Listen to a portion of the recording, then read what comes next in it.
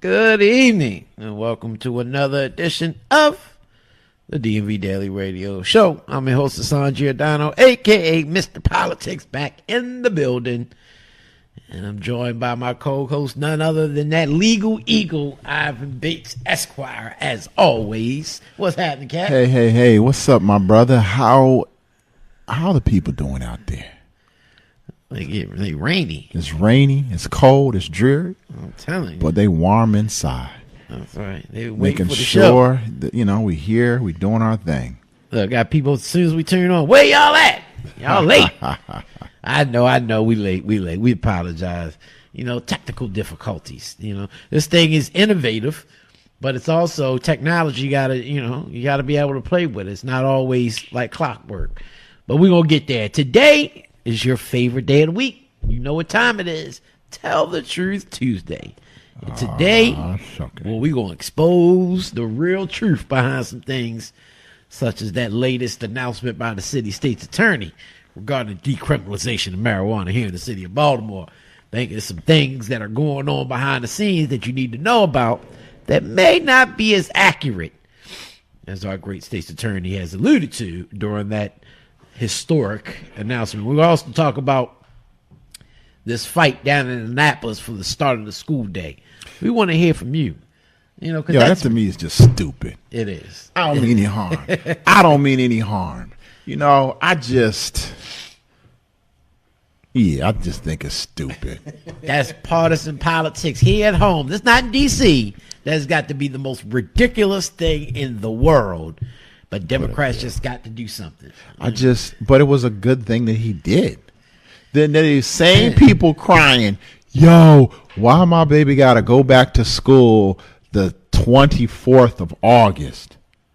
Makes no sense. I know when we were young, you knew after Labor Day. Yeah. It was the Timonium Fair. I used to work there every year. Man, we cleaned up at the fair. I'm telling you. But when the fair was over, the very next day, and it ended on Labor Day, you go back to school. You knew that. That was routine. Now, who knows? But we're going to get into that conversation. So much more. They're going after the comptroller down there as well in Annapolis. These Democratic leaders feel like, well, if we can't get along with you, we're going to attack you legislatively. We're going to talk about all that and more. But before we do, got to get some love to our fine sponsors, such as that stellar legal team known as the Bates & Garcia Law Firm, specializing in criminal defense, real estate, and bodily injury cases. Bates & Garcia is Maryland's legal dream team. So make sure you contact them today, especially if you just, it's nasty out there. If you got an accident earlier today, we hope you're all right. But if you could pick up the phone, call Bates & Garcia. 410-814-4600 is the number. Got to slip and fall. That's right. If you were over East Baltimore the other day trying to spark up and you got locked up, call Bates & Garcia. 410-814-4600 is that number. Amen. This show is also brought to you by those fine, savvy political strategists over there at Political Strategic Solutions, who have mastered the art of political communications and successfully gotten people elected to office since the 1970s. If you're thinking about running for office in 2020, like we've heard so many candidates already on the show, we got so many more lined up to come on the show, and these are just the challenges. We haven't even gotten to the incumbents yet. Make sure you give them a call today. Get set up with a user-friendly website, integrated social media sites. They do video, green screen, video, photo, whatever you need, campaign plan. Make sure you reach out to them today. 240-242-7505 is the number, or just go to the website, www.politicomsolutions.com. And of course, Together We Rise is not just a slogan, but rather a blueprint for the future of the union movement. Make sure you join their fight for the Fight for 15 and other progressive pieces of legislation that's being advocated down in Annapolis by the nation's #1 union, SEIU 500. Join the fight with them at www.seiu500.org. Now, of course, DMV Daily is always looking to produce polarizing podcasts and informative live stream programs such as this one, whether you want to do it on a weekly basis or you want to do it on a daily basis like this show. You've heard the Annapolis report, comes out every Monday, talks about the 90-day legislative session that happens. You heard me probably earlier this morning on the Larry Young Morning Show, as I go on there every Tuesday morning from 7:15 to 7:30 and give them a snippet of what you can get right here at DMVDaily.news every week to be able to listen to the entire Annapolis report. Or every other Tuesday, you can get the hottest legal podcast in 2019. Law and Disorder with Ivan Bates, which premieres, again, every other Tuesday. The first episode is still gaining traction, still getting hundreds of downloads. It's making me sick, to be quite honest. I knew it was going to be hot, but goddamn, you made us. Everything else was way down here. That podcast is way up there. That was Corey. The people just loved Corey. It's Corey and his story. Yeah, well, we'll see, because Corey's not on the next season, the next episode.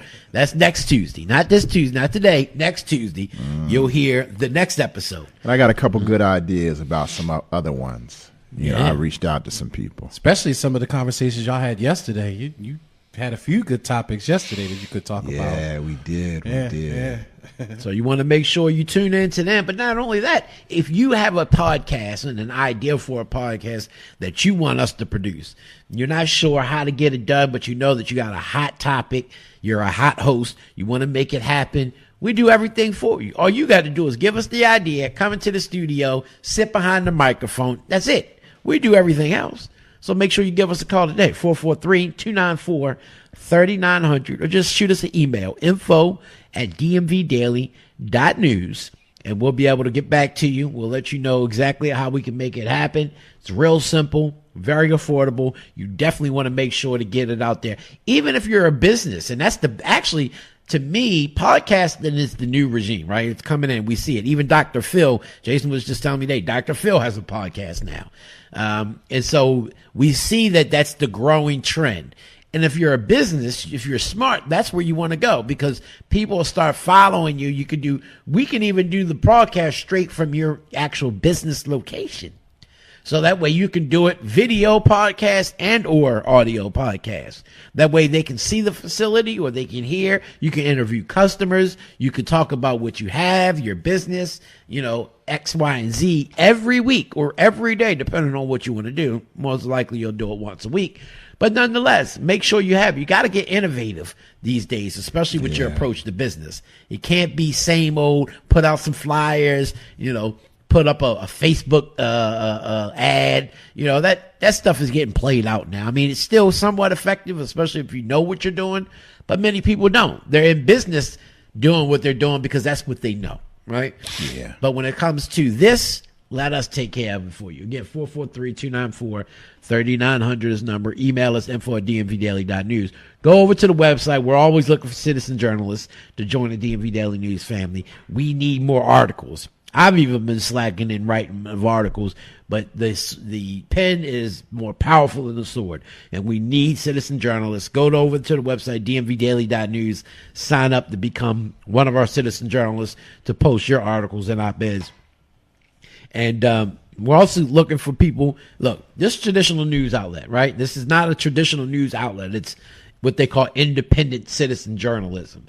In order to keep that alive and well, it comes from not only the business that we do, but the donations as well. Make sure you go online. It's real easy. PayPal.me/DMV Daily News. You can donate whatever you want. $1, $100, $1,000. If you want us to, $1 million if you got it.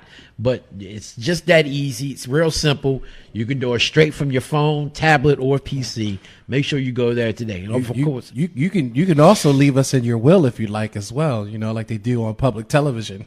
Oh yeah, and I handle your will. So how about that? That's right. Matter of fact, I'll even teach you how to do the will. Right?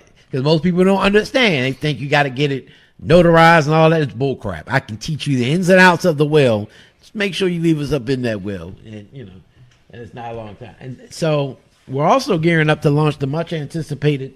Oh my God! Woo! We got a surprise today. Value My Vote 2020. The mayor of the city of Baltimore just walked up in the building, and that's a shot. Come on over here. It's Tell the Truth Tuesday, too, so we're going to tell some truth. Yeah, don't tell the truth. No, we got to tell the truth. On me, I got got a bad hair day. Hey, Well, you should have came up in the studios then. I just came in to see what y'all were talking about. Oh, well, we gotta tell the truth. You know, let's what's tell up? the What's truth. the Days truth? to tell the truth. Well, today whatever we you want want to talk about. Oh, the Days of Truth Day? Yeah, today's Oh, the truth. okay. Yeah, We'll whatever you talk want to about talk that about. bullcrap marijuana, that policy that just got announced. Oh. We're going to talk about the fight in Annapolis for the start of the school day. Oh, that's going to referendum? Yeah. Let the voters make the choice? Well, we hope so, but I don't think the legislature is going to allow it to. I think they just want to pass it and make their will be done. Yeah, I get that impression too. And the first version just passed the Senate earlier today on a party line vote, 33-13. So don't look good for the governor right now. Don't look good. But It just don't make no sense. it don't. But I want y'all to remember, before we get into the program, remember, next Monday, President's Day, DMV Daily is doing our first live streamed broadcast right from Union Baptist Church, 1219 Drew Hill Avenue. It's our President's Day Public Safety Forum. You don't want to miss it. We're going to have people from across the board. Tara Huffman from OSI will be on the panel. We'll have Nicole Mundell from Out for Justice. We'll have Karen York from Job Opportunities Task Force. We'll have the chair of the Public Safety Committee, Councilman Brandon Scott, the chair of the Education Committee, Councilman Zeke Cohen, Sergeant Clyde Boatwright will be there, Attorney Ivan Bates will be there. We invited the newly appointed commissioner who just started yesterday, Michael Harrison, out as well. Maybe the mayor will slide through there as well, because we're going to talk about solutions to public safety, whether it's the debate on arming police in our schools, especially after what we just saw at Frederick Douglass last week on Friday. We're going to talk about the Johns Hopkins University force and what that means for the city of Baltimore. And we're going to talk about the homicides. We're going to talk about quality of life crimes, micro policing, and so much more. But we definitely want the citizens to be there because we want your voice to be heard. It's not about them advocating and talking about the same old stuff. We want, Harrison and others who are there to listen to the will of the citizens and hear the ideas and the solutions that can bring us out of the crime epidemic that we've seen over the past few years. So make sure you come out there again next Monday, February 18th, 1219 Drew Hill Avenue, Union Baptist Church, with the great pastor Alvin Hathaway will be there hosting the affair for us that night. And then tomorrow night. And what time is it? Oh, your regular time? Yep, 5, but we're stretching it to 8 p.m. So we're going for 3 hours live streamed right here on DMVDaily.news, just in case you can't make it. We want you to make it to be live in the studio, but if you can't, you'll be able to watch it at DMVDaily.news. Listen to it there on our Facebook, Periscope, and YouTube pages. And tomorrow night, we'll be streaming live right after the show, right here in the studio.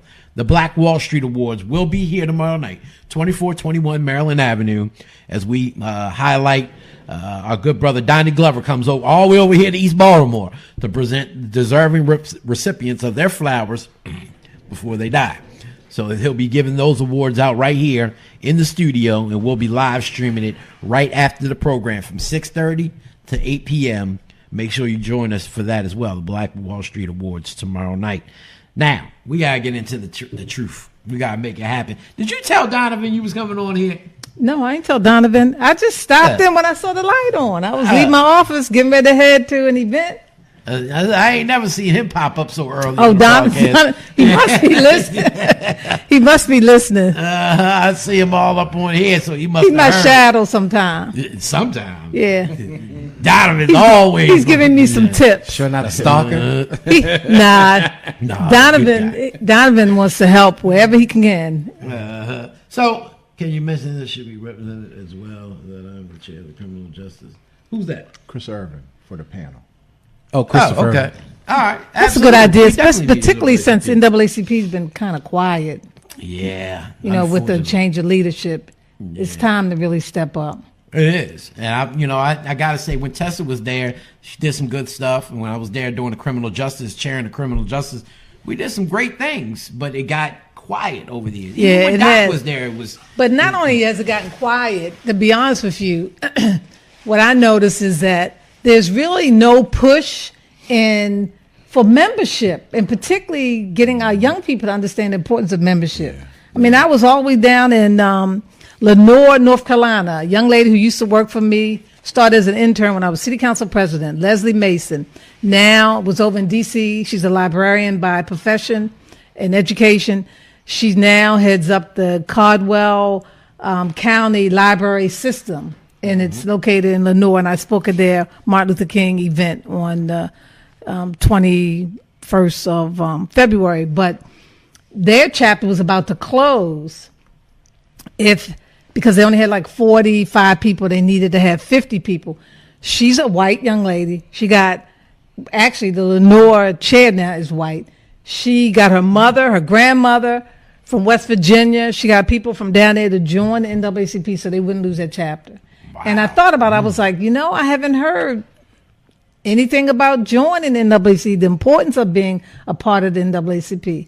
It's now like a second thought. And that was really the arm that really gave us so many rights and so many opportunities. It's Absolutely. Just, yeah. You only hear joining membership when it's election time with the NAACP. Yeah. And that's unfortunate. It's like, let's hurry up and get a bunch of members so they can vote for me during the election. But it should be an ongoing. And I know Tesla used to do his fate. I mean, oh my God, her and Doc, they used to go out and memberships were like their life. They carried those memberships with them.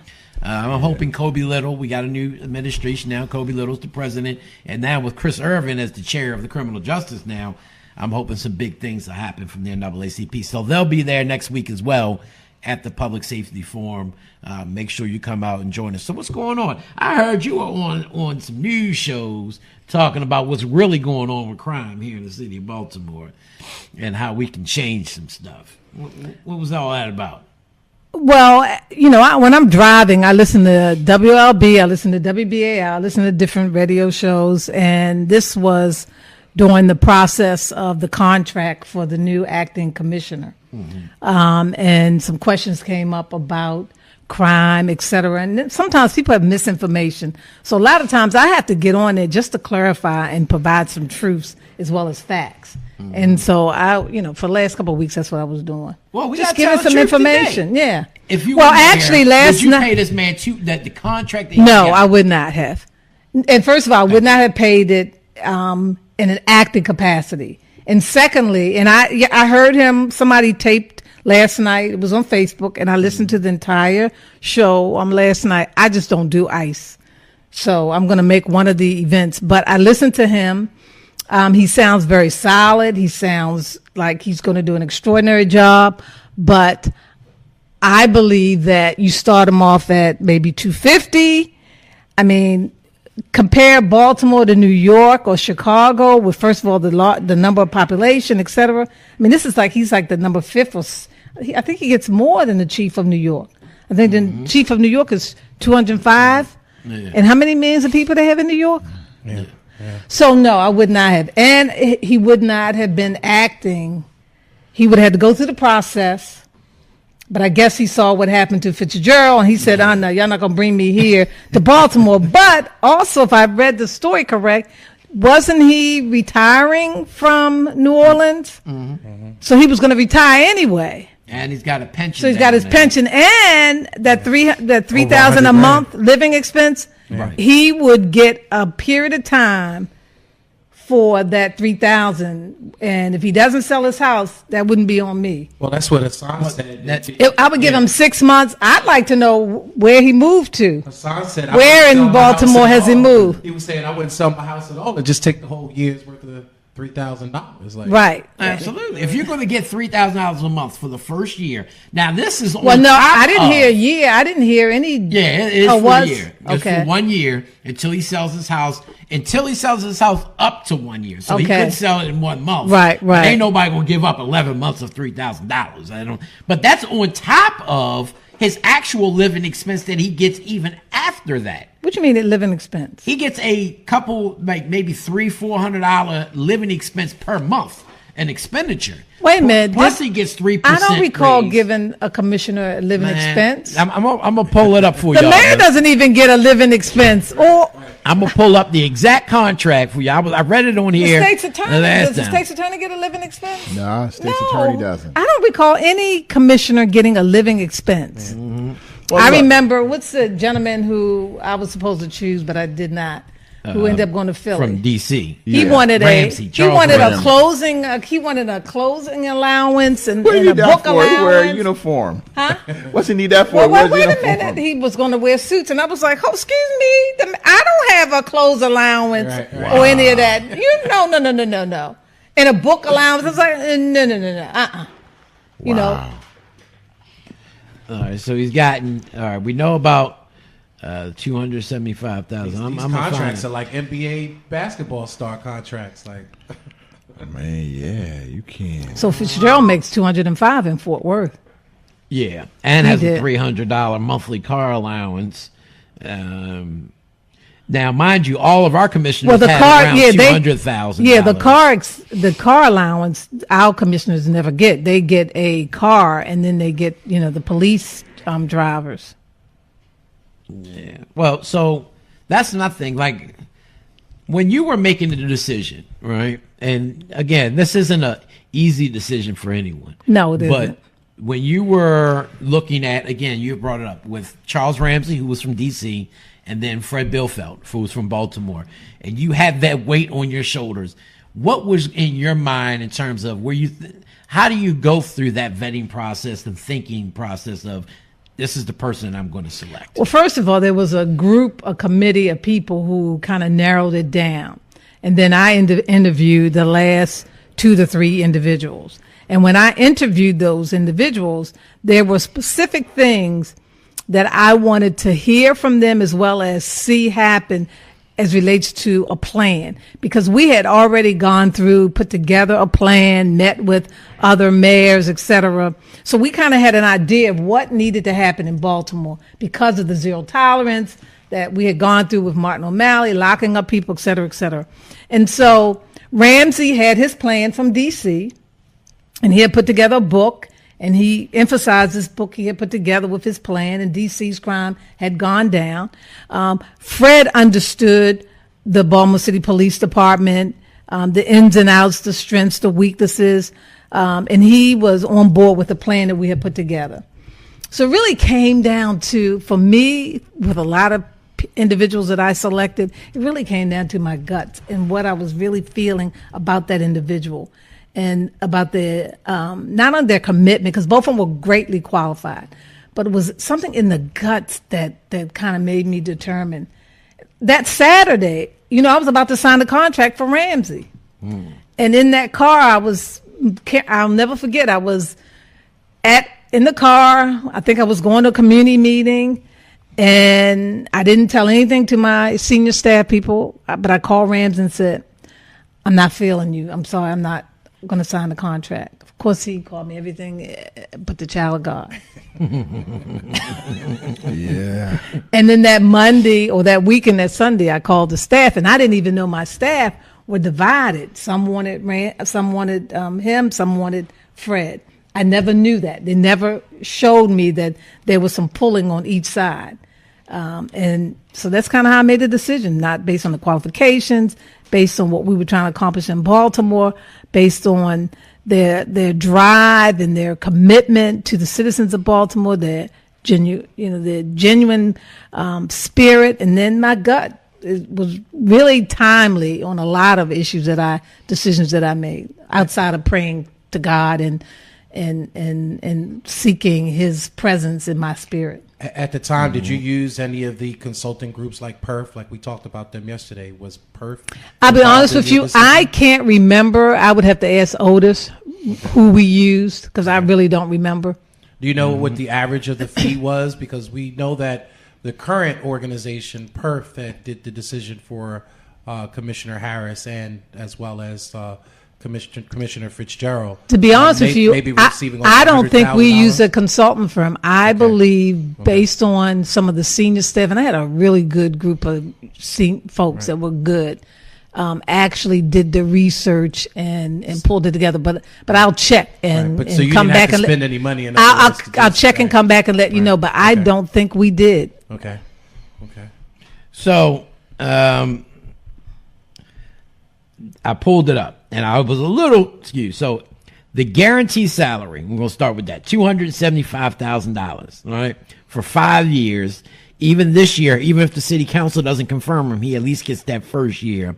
Now, the severance is the balance of his contract's value, and he'll get paid that biweekly. The guarantee of the year's salary, if nominated, is rejected. A relocation expense for attending community events, monthly $3,000 housing allowance for up to 12 months or until his current house is sold. Expense for attending on community events. Yeah. Well, wait a minute, but he's getting his salary. Right. He signed the contract. Right. So he's on payroll.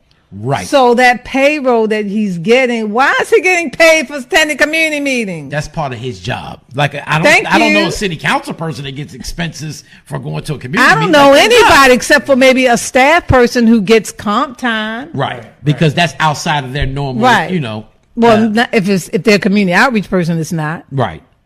And then on top of that, he gets 3% a year raise. Based on results. Right. And Based on more performance. if he hits crime reduction and personal performance goals, which isn't detailed in it. So I'm assuming that if you say, all right, you get homicides under 300 for us the first year, then we'll give you $1 million bonus. Well, that's what or the mayor's whatever. been saying. She wants it to go under 300. She's not going to put a number on it. Right. And I think that's a bad move. I think that's a mistake that Martin did by putting a number. Right. He said he was going I to think if you have because right now we have other deficits in the police department that he's going to have to address like ASAP. First of all, there is a shortage, huge shortage. That's why the overtime is out of control. Secondly, getting that overtime in control, even though they have a new shift now. I talked to officers who came past our office when my sister a week ago was almost assaulted and almost robbed by knife point. Right outside of here. Right outside this building. Wow. Midday. That was at that nice 60-degree day. Yeah. She was getting in her car, and he came over to her car after he had attempted 4 other people before her with a knife, and she was quick to think about going back into the building. She told the guy, she said, let me go back in the building and I can get you some money. So he put the knife away because bikers were riding up and down the street. And when he put his knife away, she just shot off and drove off. But the police came here to give a report. But the officers that came shared with me that even though the shifts have changed and they're doing the 5 days, whatever the time is, they still have to work overtime because there's not enough of them and they're leaving. They're leaving Yeah, they're right leaving. and left. And it's So, like a lottery or a draft in order to do that. so right now, you got to address that. You got to balance it. It's like, what is his recruitment plan going to be? How are you going to retain good officers? Yeah. One of the guys was there 14 years who came to the office. One was there 18. The guy that was 18, I guess they settled the 20 retirement year. Yeah. He said in 2 years, he's out of there. Yeah, he's out Everybody I know, a lot of, from me being a young prosecutor, they all at that 28 mark, I started when 95.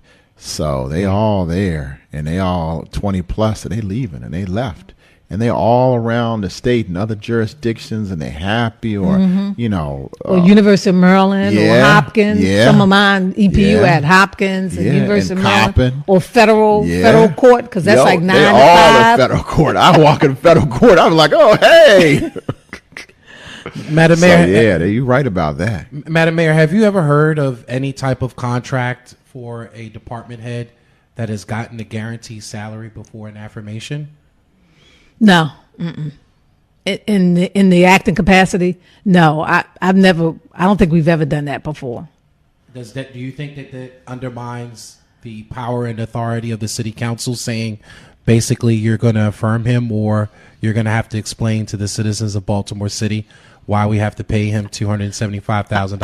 I think you're on point there. Now it appears that the council is already on board with approving him, and that's the other piece. Why not keep the current acting commission in place while he comes and goes through the community process and all that? Now, if he had done that, I would have paid him for those community meetings without the salary, but with the salary. Right. But again, yesterday's meeting, I think he did a great job in what I saw on Facebook, explaining to the citizens what he's trying to bring back trust into the community, as well as, the corruption in the police department and all of that. I hope he gives that same message in other communities, that it's the same message no matter what district he goes to. So I had this conversation with Hassan earlier. You don't think that these are some of the same talking points from past commissioners? Because I actually pulled up a video with Dr. Anthony Batts when he first came in, and I posted that to my Facebook page, and he was saying the same thing about restoring trust between the police and the community policing. Yeah, it was the same thing. I think what's going to be important, I think the difference with Batts, and I don't know if he's going to do this, but I think the difference with Batts was intimidated by some of the senior officers that were already there and got rid of them. And I think that's a lot of them left. A lot of them left, and a lot of them he pushed out. And I think that's a big mistake that you make. Come on. They know the police department. Correct. Sure, maybe they're not perfect. Maybe, it was not within their authority to handle certain things. I think the blue code, no matter what happens, is going to still be there. I'm sorry, but maybe he can change that culture. But I think that you have to have a good balance. I think that's part of what's going on in the city as a whole, in our agencies, while many of them are dysfunctional.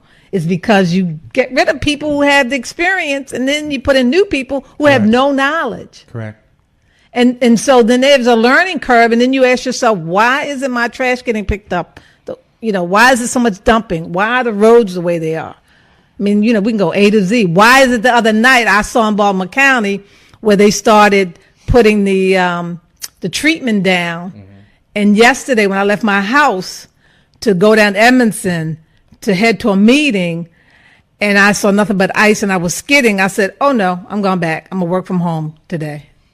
Yeah, because they didn't treat the roads at all during this time or the last time. At all. And people from across the city were outraged, were on social media. I thought it was just my neighborhood. I was about to call Bill Henry, like, look, bro, you need to, but it was clearly across the city that did not get. Matter of fact, our roads still weren't paved last night from the prior day's snow. Like, we still had stuff on the streets around Alameda. Yeah, same thing on mine. And I don't think I remember the infrastructure being this bad. Like, when you were mayor, I don't remember the roads tore up like this. I really don't.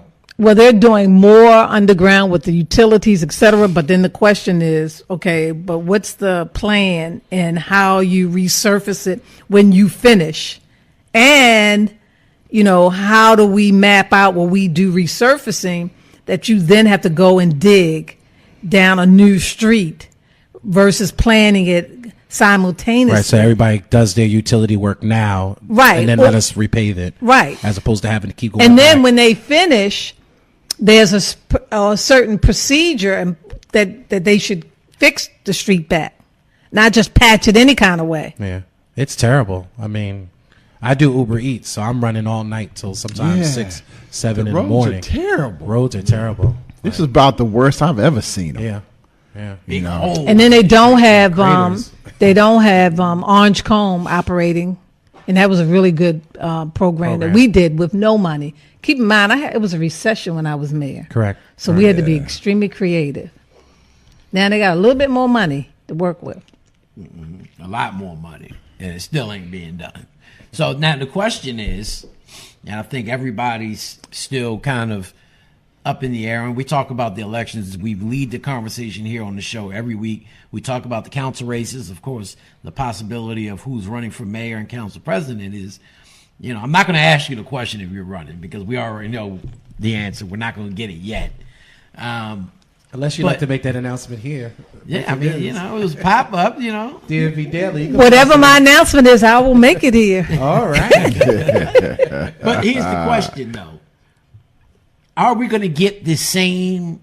In other words, we saw what happened just a few years ago, where you had everybody and their mama wants to jump in the race. And again, everybody's qualified to run based off of the qualification on the Board of Election. That doesn't qualify them to be the mayor. When are we going to begin to say, you know what? Maybe you shouldn't be running, right? Maybe it should, because look at look what we get when we have all these people run. Look what we got. We got Martin O'Malley like that back in 1999 with 20-some candidates, many of them African American. Was it 20-some? Yeah. when you count up I think it was like 21 altogether candidates. Now, the bigger candidates, the Carl Stokes, the Lawrence Bells, those are the ones you heard about. Right. But there was like almost 21 actual candidates in the race that year. Mary Conway, a whole bunch of names. And that's what we got. The question now is how do you prevent that in years moving forward? And, I think it could benefit certain candidates if other candidates are in. What would be a qualifying determination in your mind whether you choose to run or not? Would that be qualifying whether it's other candidates in? Will you use that determination on whether you run, or does that have nothing to do with it? There are a number of factors that will determine that. First of all, if I do decide, I really want to work with a young person to really mentor them to take that baton to the next level, because that's what we really need to do, and really, run in a partnership with someone who can take the baton. If we create systems that are working and they are successful and build on it. Secondly, you've got to raise money. And right now, that's what the current mayor has been doing since she's been in office, is just raising money all the time. I mean, Ivan knows this. It takes money. And back in the day, you had a group of volunteers that would get out there and work. Now, you might get a core group, but that's it. Right. You talk about media and I think also we have to look at who's really qualified.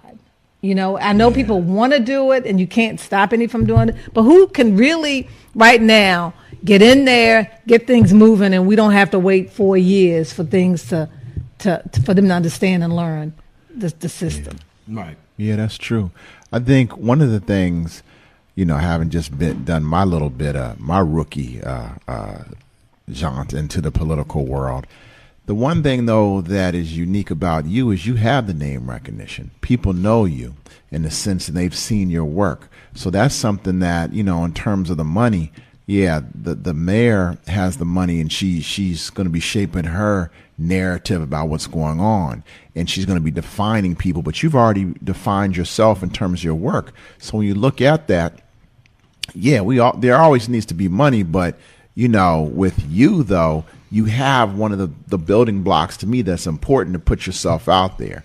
The other thing I think that's very important is, we were having a conversation one day and they were just talking about the preparation that one goes through when they're running for mayor and understanding all of city government. I ran for state's attorney. It was easy. I do this every day in my sleep, so I know it.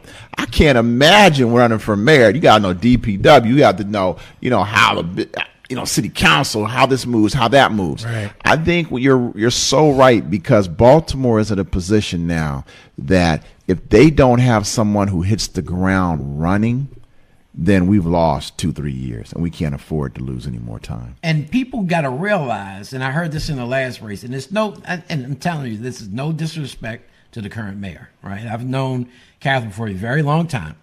I'll call her Mayor Pugh.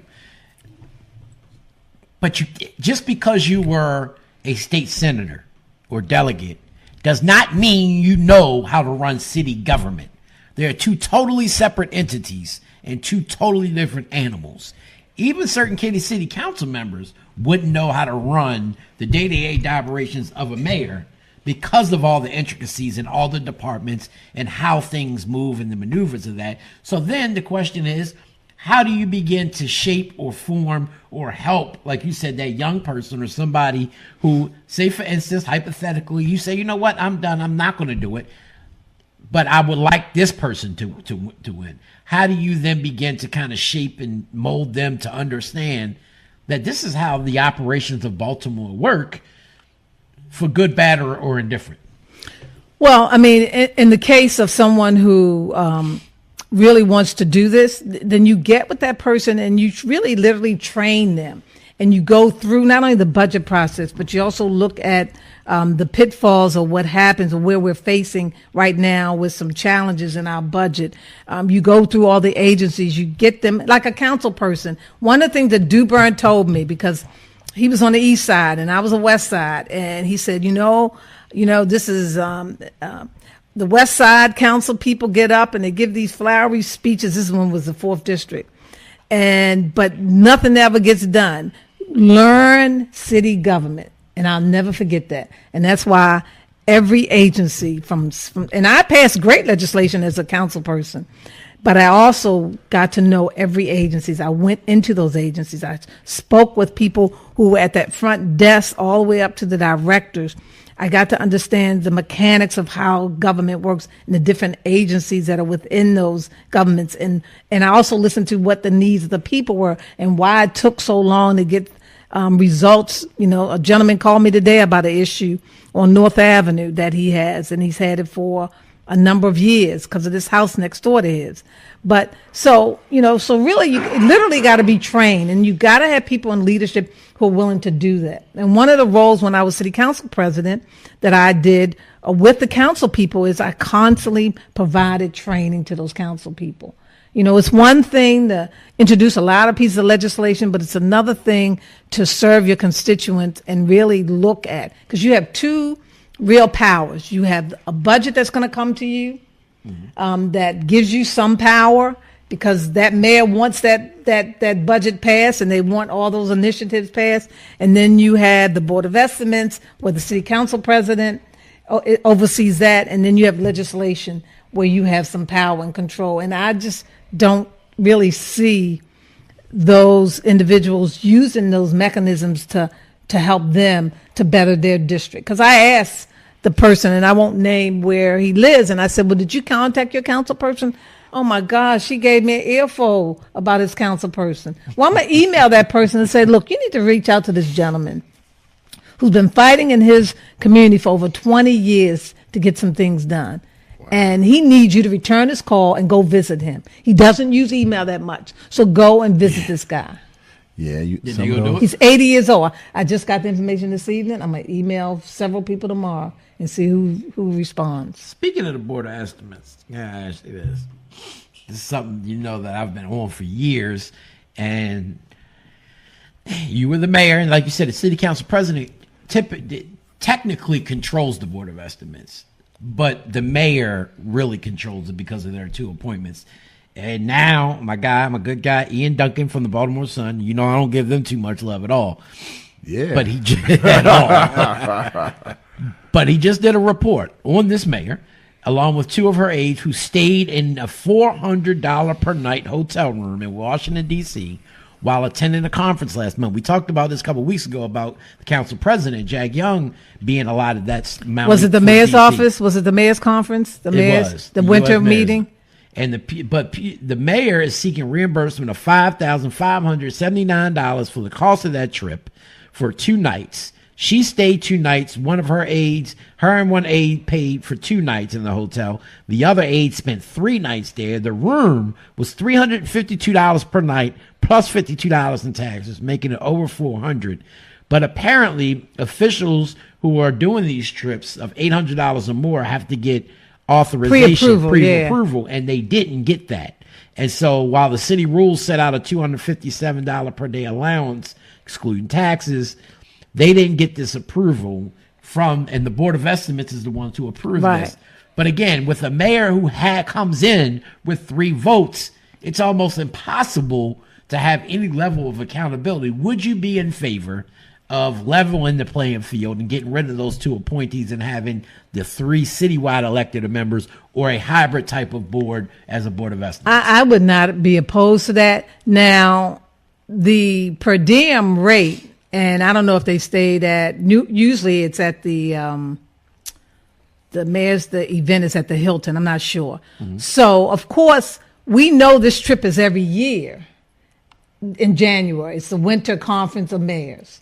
So your staff should have gotten that approved back in November, the per diem. But also what you want to think about is I took one staff person with me when I went, and that was Damon, because Damon was the legislative. He was the Conference of Mayors was under Damon as well as legislative. So I took one person with me to that. And I guess it's a different price now.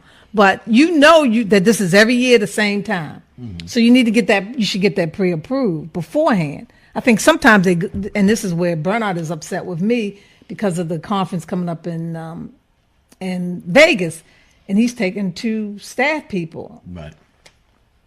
$10,000. Right. I've been to that event many times. I'll tell you this much. When I did go to the Vegas conference, and the staff person could tell you, I worked my butt off to try to attract businesses here. And when those were over and you had to go to those little receptions, I would, you have to attend those receptions that they had, but that was it. And I had one staff person with me. Mm-hmm. Because you also have your agency people that are going to be there from BDC. Mm-hmm. So you don't need to take all those people. Like, they even take a whole lot of council people. They do. All them council people cannot do one thing. Wow. Let me tell you. It's nothing that they can really do as relate to attracting those businesses. They're not over in those meetings at the conference, sitting in those meetings. It's BDC, it's the mayor. And actually, it was always used to be just the mayor. It was Martin O'Malley, where I said, I'm the Board of Estimate chair. I'm attending these meetings. And I made sure that I attended. I don't think any prior to that, city council presidents attended those event meetings over at the conference. So sometimes we kind of take advantage of situations. Sometimes. That's why he's mad at me, because I brought that up. So I heard he's mad with me. Yeah, well, he can be mad all he wants. At the end of the day, right is right, wrong is wrong. Well, it's just like approving the commissioner. Hey, I understand that there's a honeymoon between Joan and Bernard and Kathy, but come on. Where's your accountability? And as chair of the Board of Estimates, like the water bill I shared with someone, when Zeke said that he had a proposal and they wanted it evaluated, I said, well, when did you present this to the president so that he could have held things up at the board? That's how I used to get at Martin. A lot of times, no, I didn't have a press conference, but if there was an item on there that I needed more information, or I was trying to get something done for the city on behalf of me, I used the Board of Estimates. I took it off the agenda until I got some answers or some results, if it was for MBEs. So there's ways to manipulate the process, even though she has 3 votes. Because the draft agenda, comes to the city council president. So they can manipulate so it the way they want. I want this off of the board. You can ask anybody who used to work at BDC, Andy Frank, any of them. Jay Brody, got to go to the president's office to deal with, okay, why isn't there an equity partner in this deal? Or why isn't this going on? Or I need this to happen for Acme, the Acme property. Well, when I get some results for the Acme property, then I'll put this back on the Board of Estimates. See, that's so y'all, that this is Truth Day, right? Yeah, that's that mentoring that you can teach someone how to do. But I try to tell the president this. I talked to him many times. But you're right. That's that mentoring, that when you sit down and you do it, and those are things that, And it wasn't something for me personally, but it was something for the community or the district, that Acme property. So I had to convince BDC, look, I know we can get somebody to invest in that Acme property right on Lafayette. I said, but the city has to acquire it so that if we put it out for development, we can attract, because it's in your hand. So they had to purchase that. And that took something that they wanted for me to get what I wanted for that community. Because now still an eyesore why, BDC didn't pursue it. But I can go on and on and on items. I had Martin, the mayor never came to the 4th floor. I remember one day Martin came, he rolled his sleeves up. He came into my office. He said, "You're killing me. What are you doing?" And I'm like, well, see these development deals with these TIFs and these pilots? Hey, if John Patarakis was alive, he could tell you, you want to see this come through? I want to see a African-American equity partner. That's why when people say to me, "Oh, you didn't do anything for black people," I'm sorry. That's why I'm out of office. Thank you. Because I said I want to see an equity deal happen. And then, of course, he gave a particular person an opportunity to be part of that the Harbor View development. Not only the Marriott, but some of the other properties in there. But then that person ended up screwing over Patarakis. The Zenith is a good example. The Zenith development departments, that was equity. Dean Harris, Brian, minority African American folks had skin in the deal. Wow. Well, Kelly Fox says on here, you talked about mentoring a young person. Who are some of the younger leaders now that you see possibly as somebody you would mentor as the next mayor of the city of Baltimore, mentor in general? Oh, I can think of a couple people. Antonio Hayes, who was an assistant deputy mayor. Nick Mosby. And I'm thinking of young African, and this is not taking anything away from women, but I'm just thinking about some folks that have been. Brandon Scott probably wouldn't want me to mentor him because he's part of Stephanie Rollins Blake camp. But I mean, I know Brandon. I could think of a number of people, a Shannon Sneed, or I could think of some folks. All right. Kelly Fox. Well, you're not young anymore, Kelly. I'm sorry, but she can't mentor you. You're a little too old. But there you have it. So my question is, we got to talk about this marijuana stuff. Well, that's your thing. I'm gonna make one point, and then y'all got this. My point is the state's attorney and the police department, they got to get on the same page. Come on, look, that's your expertise. Yeah, look, when I ran, one of the things I talked about was stop prosecuting marijuana possession cases. But you just don't make that decision without talking to your partner, the police. There are a lot of ways to go about doing it. If you look at other jurisdictions in Philadelphia, Larry Krasner, they talk about the weight amount. They sat and they talked to the police before he got there. The brother Bell out in Ferguson, he did the same thing. There are a lot of ways to do it. The problem that we have is I think there's so much distrust in the state's attorney and by the police, and there's so much distrust in terms of the police from the state's attorney's office.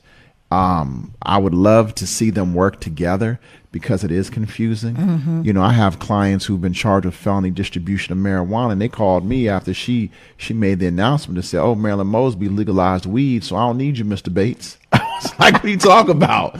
And so, I think they hear half of the they hear what they want to hear. I ain't getting prosecuted for weed, it was legal. So, I think it's just so confusing. And unfortunately, I think we've taken something that had the ability to be so good, to be positive, and now it's really confusing. Well, isn't there one person that got caught with like pounds of weed recently after the announcent? Yeah. And what happened? Well, they got charged with said in the central book, a young man was driving, about to go through the tolls. And the police stop him for speeding. When the police stop him, he's nervous. He's from Jamaica and he's black. So the police ask for a canine. And the canine comes, and the police doesn't say he smells marijuana. And the canine alerts, they find 17 pounds of marijuana heat sealed. And there's no large amount of money. There's no ledger. There is no baggies and no scale. So based on her announcement, you're not going to charge him with distribution. It's not possession. Well, he was charged with distribution, and so he goes to the bail review in the state's attorney's office, asks for no bail. And he was denied bail. So he's sitting in central booking right now without bail. And the sad thing is, based on, even if you do believe it's distribution, then he should be able to receive the diversion program that she mentioned for all first-time drug distributors. And this was his first time? Yes. Yeah. So, there's miscommunication by everybody. It's happening even in her own office. It's just not good. Part of what has to happen, and that I learned this by watching Martin and Pat Jessamy, because I remember when Martin increased the salary because he wanted somebody to run against her. And I remember Joan and I was sitting there based on one salary at the mini meeting, and then Martin puts in for this approval, and Joan, I was like, "Oh, heck no." And of course, we only 2 votes. And I'm like, "No, you're not doing this." Of course, it got passed.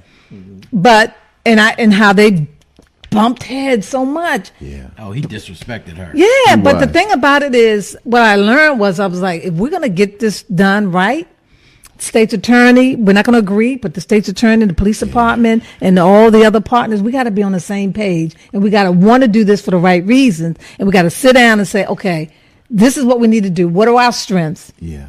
What are our weaknesses? Because I remember Pat saying, one of the weaknesses of the police department was how they were writing reports. And I said, so what will it take for them to get their reports written right? She said, well, we will conduct a training.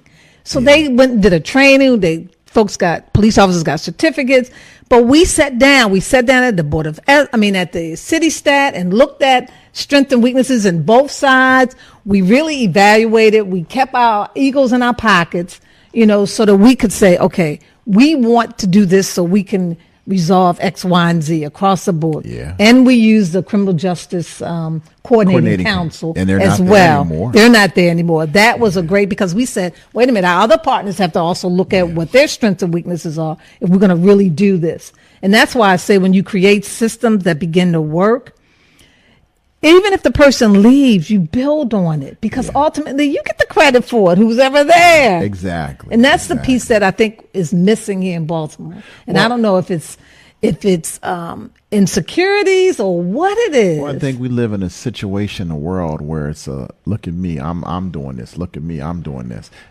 Social media wasn't there, but now you have the social media stars, and I just feel that. When you do, and that's why, to be honest, that's why I like term limits, because I feel like, okay, if you have a term limit, then usually what you find the second term, you get to find more about that person, because, they're kind of doing, really, this is what I believe in, this is what the people want. I look at it from, we're in a position now, unfortunately, where so many police officers have gone, they've left, and so many state's attorneys have gone, they're left. And I just think that what we really need is we just need to sit down and put everybody in a room and to figure out, okay, what are we going to do to make it work? One of the things, which is a great idea, was to get the prior convictions for simple marijuana possessions expunged.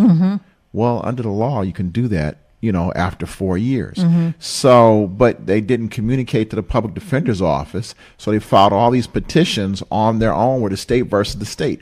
Whether you drop 3,000, 4,000 petitions off on a judge's desk and they have to go through every single one and pull every single case, it's confusion.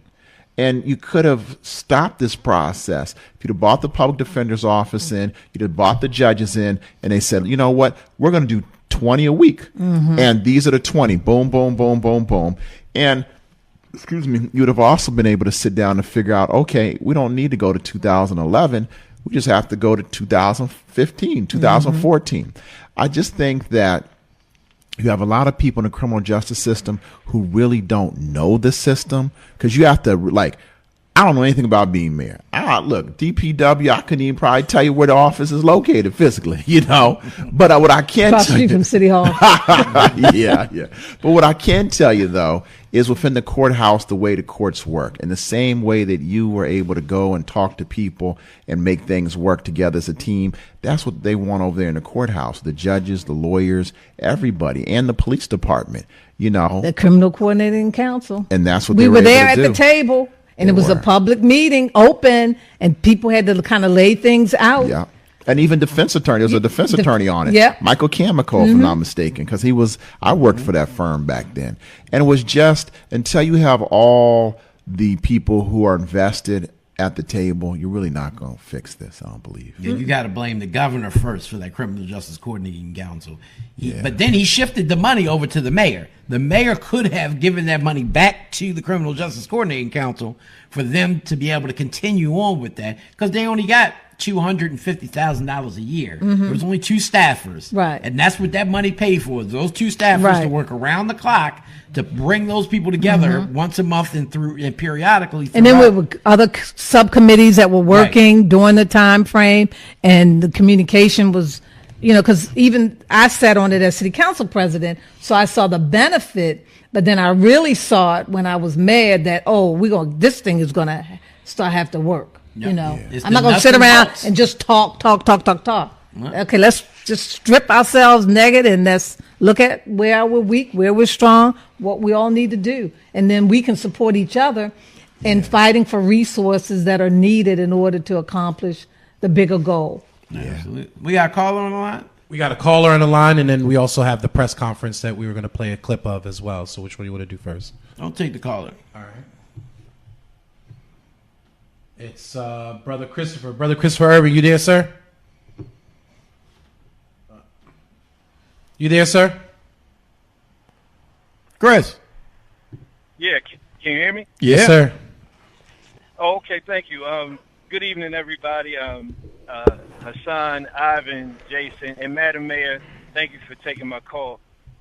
I've been listening to the show. Obviously, it's great information coming from someone who has served at the highest level as far as an executive at the city level. So my question to you, I would like to propose a very specific hypothetical. If I were the president of the Howard Park Civic Association, and if you were the mayor, and I came to your office by way of your liaisons, etc., and I said, my community is tired of the way the Ambassador Theater is basically just taking up space. How can we redevelop not only the theater, but then the corridor of Liberty Heights and Gwen Oak? I would like some insight on how we could best approach that. Mind you, this has been attempting to happen for a while. Yeah, and a lot of things are in play right now. But obviously that while it's one block, that entire commercial corridor kind of holds back the potential for Howard Park, Grove Park, Forest Park, etc. So I would like to pick your brain on that one. Well, first of all, I'm very familiar with the area. I grew up on Wentworth Road, which was right down the street off of Hillsdale. We were instrumental, my administration, with the supermarket that's there and Howard Park really coming together and putting together a plan. I know that area like the back of my hand because I grew up in that area. I know you did. I did karate right up the street at the Forest Park Senior Center. It wasn't the Forest Park Senior Center at that time. I forgot what it was. So I know it very well. It's a great area to attract certain services that are needed in that community. And so what I would suggest is, as president of the Howard Park Community Association, I would come together to meet with the administration along with BDC based on, the whole plan out of the market and work on a potential plan and what can happen there at the theater. I used to attend that movie theater many, many times back in the day. But, and to really hear from you on what you would like to see across the street. I know that the funeral home, wasn't it going to expand or something? That was one of the possibilities that was wanted to happen some time back. But it looks like we'll be able to get the theater renovate. There's a lot of interest in renovating the theater. But my position, and like I said, that was renovating it and what, bringing it back to a movie theater? Yes, to make it a creative, a community theater. You're talking about more like plays, as opposed to necessarily movies. Right. So, okay, but the question that I would have is that necessarily a feasible option to really do an assessment to see whether or not, I know North Avenue corridor, one of the theaters is like a community theater, and then across the street they have that, and I don't know how well it's doing or not, but what else is really needed up in that area? And really probably need to get with the folks at BDC to determine what other kind of services are needed in that area. For example, okay, you have the liquor store and you got all these little carry-out fast food places. You have the gas station. You have the supermarket. And I know there's some construction going on across the street now. There is something going on the left-hand side of the supermarket because that lot has it used to be equipment there now. A medical. But I don't know what's going up there. I didn't see any signs coming soon or whatever have you. But they are doing construction and laying down. That's the 21st century school construction for Calvin Ross. Oh, that's for Calvin. Okay. Yeah, but then you have that lot over there. So I would really assess whether or not a community theater could be successful there. Or could you do a combination? I'm sorry? Or could you do multiple things within that building where you have a community theater but also some other things in there? You know, a possible that's the restaurant. that we're going in. Okay. Or Starbucks, or, what else could could jive with that. And I know a really good person to talk to about that is Sean Stinnett. I know he's been front and center as far as... But also BDC, because there should be a point person for your area from BDC to help you in determining what projects should go there and where the resources could come from. And when they go down to Vegas in May, what kind of other business could you attract there to help to support it? Okay, well, thank you very much. Some of what you said we've already done, and like I said, just because it was a hypothetical and I'm just throwing it at you, I just really wanted to kind of pick your brain for a minute, but thank you very much. And if they have your contact, I can't go into details, but I have a meeting tomorrow with someone who is coming to Baltimore to do some investment in a jazz and a dinner theater, as well as a possible school for creating chefs. And a meeting, I don't have any details. It's going to be a meet and greet tomorrow, and they're looking at Baltimore and they're looking at multiple areas. So something like that could possibly jive with this community theater. Very much. Thank you very much again. Oh, you're welcome. Thank you, Chris. Thank you. Thanks. All right, so if you want to leave the headphones on real quick. I'm leaving. Oh, well. You ain't going nowhere. Yes, I So, am. Yeah. Last question, 'cause I'm gone. We about to leave anyway in a Right. couple minutes. Right. So, question is, speaking of neighborhoods, there's a big debate right now. And as a matter of fact, the sponsor of the Senate side of the things is a young man who used to work for you that you mentioned earlier, Antonio Hayes. It's revolving around the Johns Hopkins police force. And now they've included a cadet training program in it. We got pictures. And you got it makes. I must have a nose job done. No. We ain't gonna talk what we doing. It also forces the governor to pay up of $3.5 million that goes to Baltimore City. Youth Works. No, $1 million goes to Youth Works, and then $3.5 million goes to the Children Youth Fund that Jack had put together. Well, why are they putting those pieces in with that? Shouldn't exactly. Shouldn't X amount go for Youth Works and? Yeah, and I don't understand. It's almost like they're putting these in the bill as a sweetener for people who won't support Johns Hopkins by itself. So now they're putting in this additional revenue for young people to make it like, just like they pass gambling. Oh, because it's for the kids. So would you that's support taxpayers' something? money? Right. That would be doing that. So is that going to be Hopkins money that's going to pay for Youth Works? I know in the past, Hopkins was a big supporter of Youth Works. That money in that legislative bill comes from the governor, and it has to come separate from the money that he already gives the city of Baltimore. So they're kind of forcing it on instead of it being Hopkins money. You want this police force, then you pay the damn money, yeah, right? Because it calls for $10 million a year. It starts for $5 million. Then it goes to like $6 or $7 million the next year, and then by 2021, it's $10 million a year every year thereafter. I'll be honest with you. I have really mixed feelings on this separate police force because no one can tell me, what about the Bill of Rights piece? What about what happens? How will that work? How will they jive and work with the Baltimore City Police Department? What kind of authorities are they going to have? They're going to be official, real police, go through our training. I just have some mixed feelings about having this. Is this a way to recruit? They already have our police officers now. Is this a way for our police officers to leave Baltimore City even more, be attracted to just be able to just cover their areas? Which is more of a cushy job than running the urban streets of Baltimore. Putting in these other pieces, to me, is whose money is paying for this? Is this the taxpayers' dollars that's going to pay for this? I support Youth Works 100%. and this youth fund, it's coming out of our taxpayer dollars.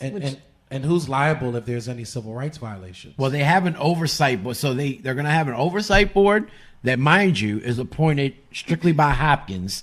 And the mayor gets one appointment and the city council gets one appointment. But the other 13 members are Hopkins appointees, which Corey McRae said he had a very big issue with. And then the local hiring piece, Corey brought that up as well. And there's no local hiring piece in it, that these officers will be hired from the community, that they're going to be patrolling. So there's a lot of bunch of what ifs. And it's almost like Johns Hopkins will sell their soul to make sure this happens. Right. So I don't think they'll have a problem putting I guess on the flip side, what is it that Hopkins, I know what they're trying to accomplish.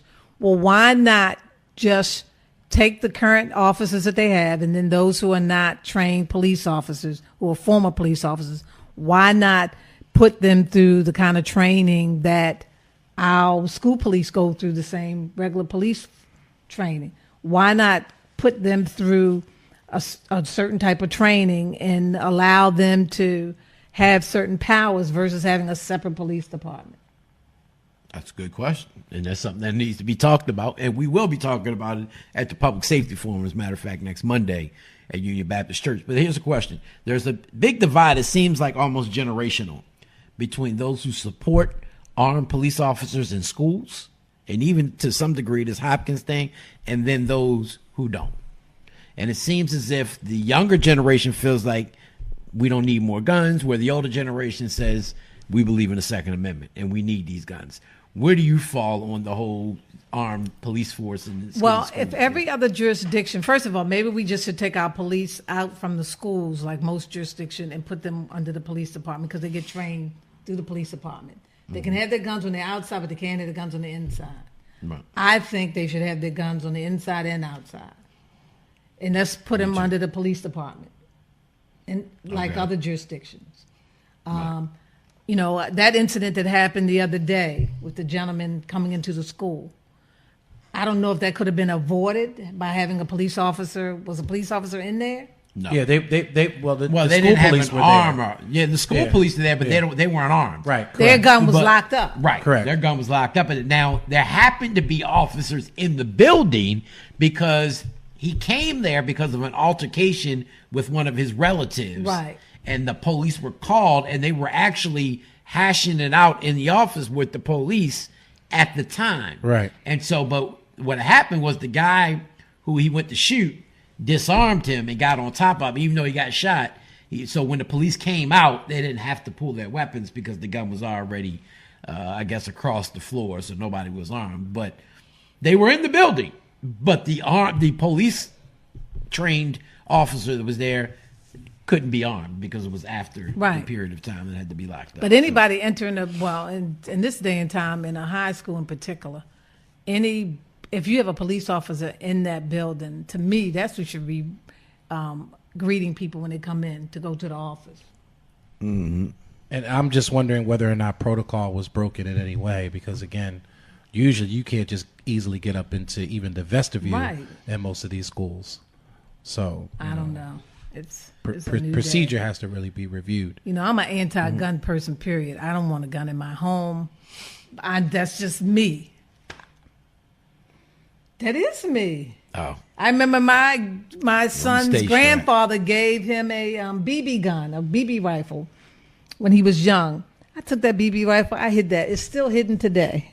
I will give him that at some point. But I took, because it looked like a real rifle. He's his grandfather's from South Carolina. I took that BB gun and I put that rifle away, still in the same place today. Reminds me of a Christmas story. You're going to shoot your eye out. I mean, it's just like playing these violent games. My great nephew was at my house over the weekend. I was babysitting. And, of course, they know Xbox.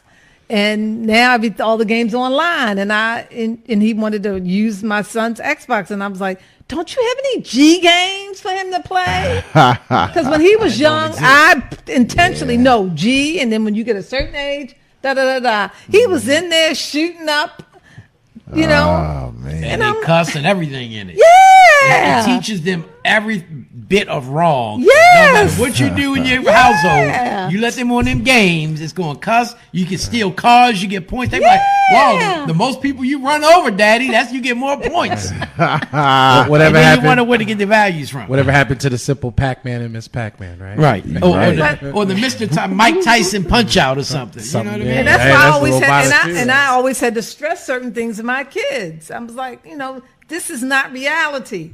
This is not how you are supposed to think and feel. Yeah, I know it's a game. Yeah. And that's why I monitored how much you could play on it.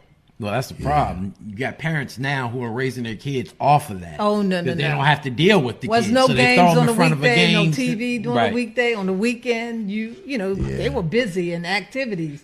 But when you got a chance, you might have been on it for an hour or two.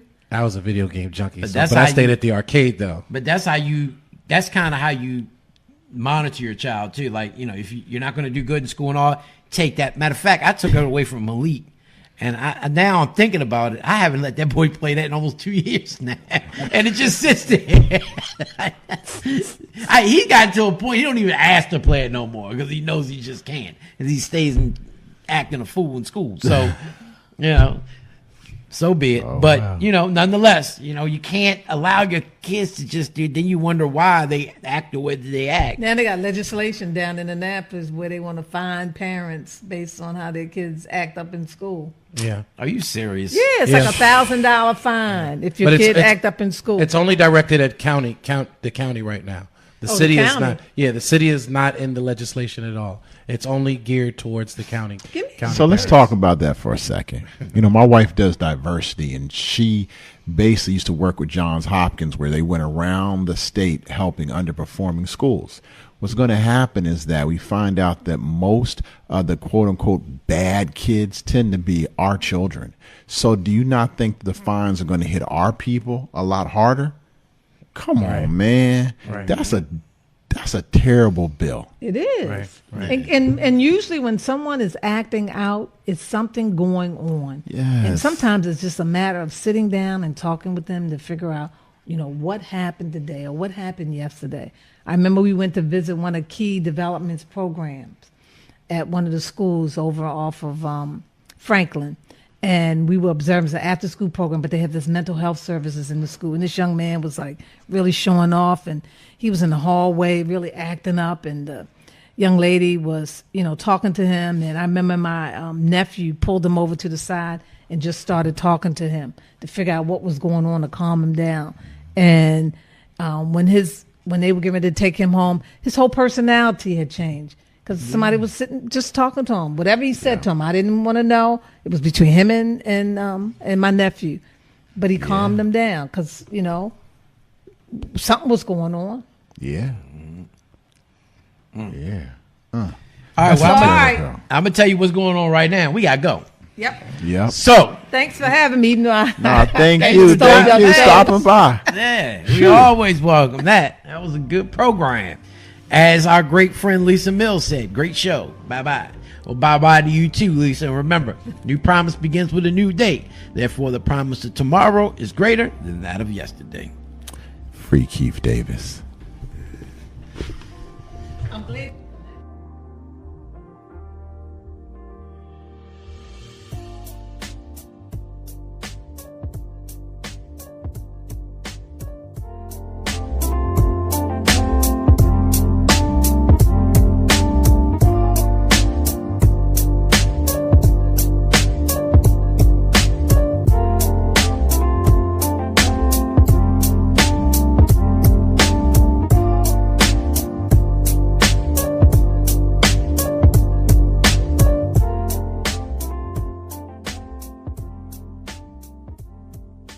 I'm announcing a monumental shift in public policy as it relates to marijuana possession in the city of Baltimore. Marilyn Mosby made the announcement flanked by marijuana law reform advocates. Effective immediately, her office will no longer prosecute cases for marijuana possession, no matter the amount and or criminal history. When I ask myself, is the enforcement and prosecution of marijuana possession making us safer as a city?